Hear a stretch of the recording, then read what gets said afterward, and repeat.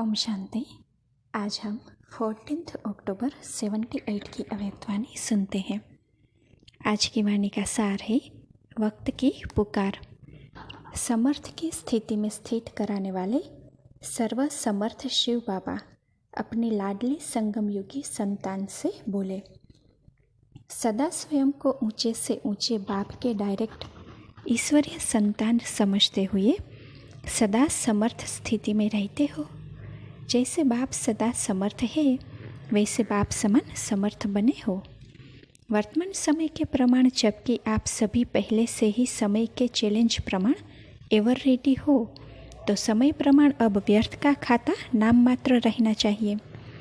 जैसे कहावत है आटे में नमक के समान, ऐसे समर्थ का खाता 99% होना चाहिए।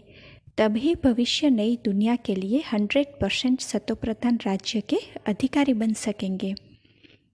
अब तो भविष्य राज्य या आपका अपना राज्य आप सबका आह्वान कर रहे हैं। किन्हीं का आह्वान कर रहे हैं? सर्वगुण संपन्न 16 कला संपूर्ण आत्माओं का। समय प्रमाण वर्तमान स्टेज का चार्ट निकालो।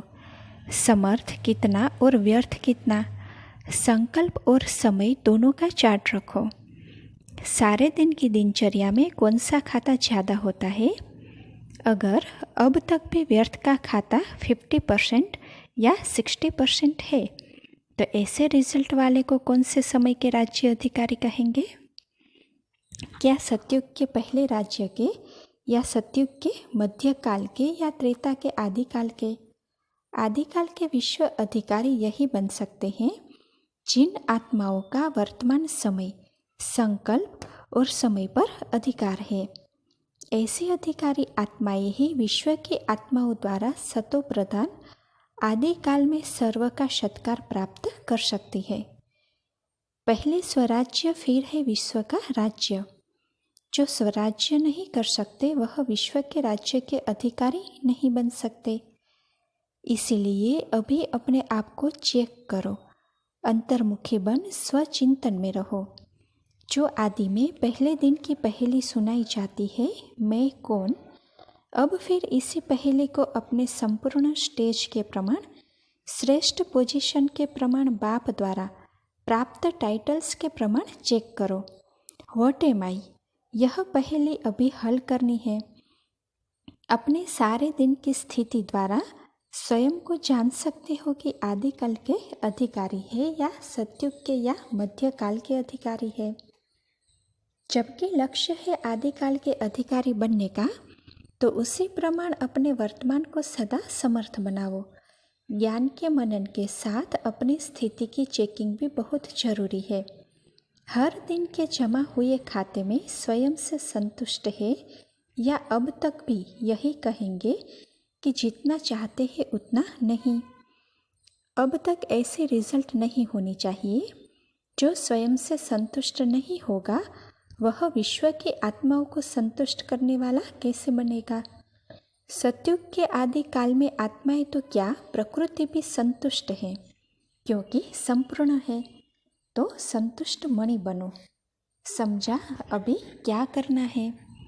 सेवा के साधन जो अब तक है उसी प्रमाण सेवा तो कर ही रहे हैं, लगन से कर रहे हैं, मेहनत भी बहुत करते हैं, उमंग उल्लास भी बहुत अच्छा है। लेकिन सेवा के साथ विश्व की सेवा और स्वयं की सेवा हो। विश्व के प्रति भी रहमदिल और स्वयं प्रति भी रहमदिल बनो।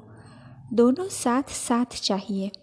समय का इंतजार नहीं करना है कि तब तक संपन्न हो ही जाएंगे। जब आत्माओं को कहते हो कि कल नहीं लेकिन आज, आज नहीं अब करो, ऐसे पहले स्वयं से बात करो। ऐसे एवर रेडी है। सदा यह स्मृति रहती है कि अब नहीं तो कब नहीं। ऐसे स्वयं से रू रिहान करो। अच्छा, सुनाया तो बहुत है, अब बाप क्या चाहते हैं? अब सुनाने का समय नहीं लेकिन देखने का समय है। बाप एक एक रतन को संपन्न और संपूर्ण देखना चाहते हैं। समझा? ऐसे इशारे से समझने वाले, सुनने और करने की समानता में लाने वाले, सदा समर्थ बाप की समर्थ याद में रहने वाले, समर्थ स्थिति में होने वाले सफलता मूर्त श्रेष्ठ आत्माओं को बाप दादा का याद प्यार और नमस्ते। अभी दीदी जी के साथ बातचीत है तो वह सुनते हैं। महारथियों को देख सब खुश होते हैं। क्यों खुश होते हैं? क्योंकि महारथी साकार बाप के समान सबके आगे साकार रूप में संपन्न व श्रेष्ठ है। इसीलिए महारथियों को बाप भी देख हर्षित होते हैं, क्योंकि समान है तो समान को देख हर्ष होता है। संगम पर ही बाप बच्चों को सेवा के तख्त नशीन बनाते हैं। यह संगम युग की रस्म अपने हाथों से भविष्य में भी तख्त नशीन बनाएंगे। स्वयं गुप्त रूप में तख्त नशीन बच्चों को देखते भी है, सहयोगी भी है, लेकिन प्रैक्टिकल तख्त नशीन बच्चों को ही बनाते हैं। यह रस्म अभी से आरंभ होती है। करण करावन हार है तो करण हार का भी पाठ बजाया और अभी करावन हार का भी पाठ बजा रहे हैं। बाप का तख्त होने के कारण तख्त नशीन होने में बोझ अनुभव नहीं होता, क्योंकि बाप का तख्त है ना, और बाप ने स्वयं तख्त नशीन बनाया। इस निमित्त बनने का तख्त कितना सहज है। तख्त की विशेषता है, इस तख्त में ही विशेष जादू भरा हुआ है, जो मुश्किल सेकंड में सहज हो जाती है।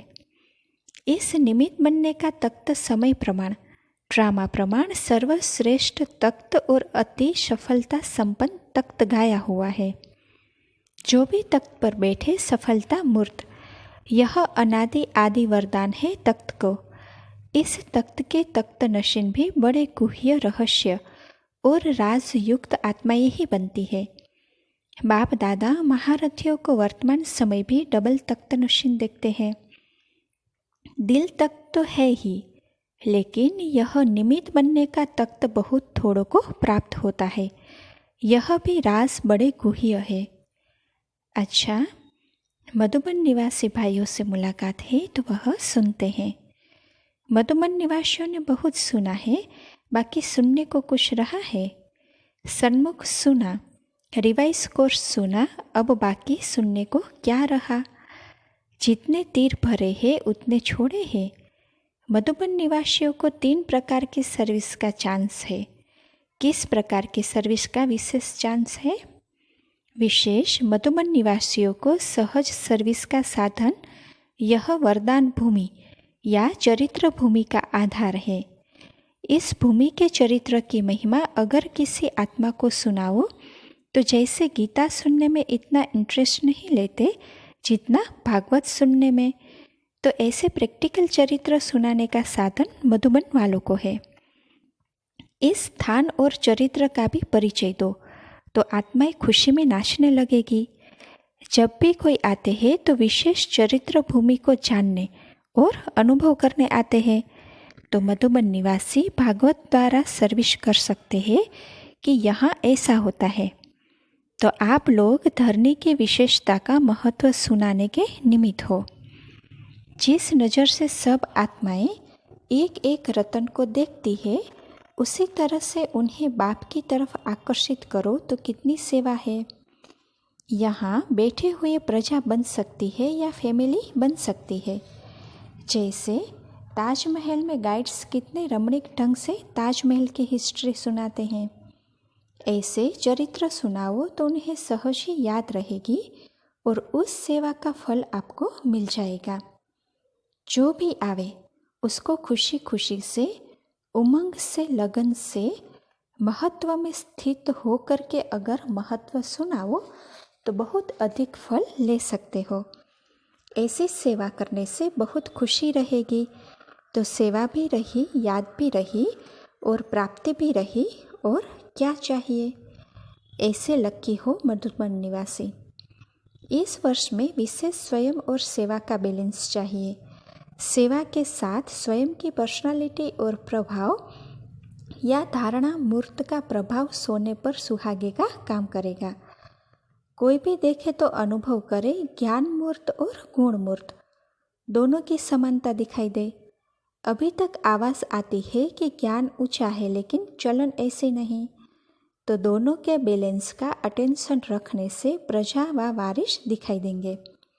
सर्विस के साधन तो बहुत है, अभी धर्म नेताओं तक नहीं पहुँचे हैं, जो लास्ट युद्ध है जिससे चारों ओर आवाज़ फैल जाए।